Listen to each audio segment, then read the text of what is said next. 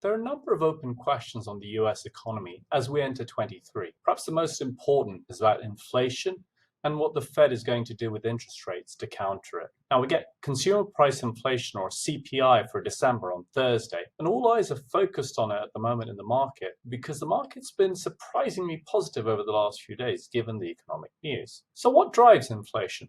Well, there's three things: commodities, rental costs, and most of all, wages. On commodities, everyone's thinking about China opening up and the Ukraine war to see how commodities are going to shape up, especially oil, which drives everything. Rents have been headed strongly upwards, but there is some clear topping out happening, as we can see from the Zillow rent index chart.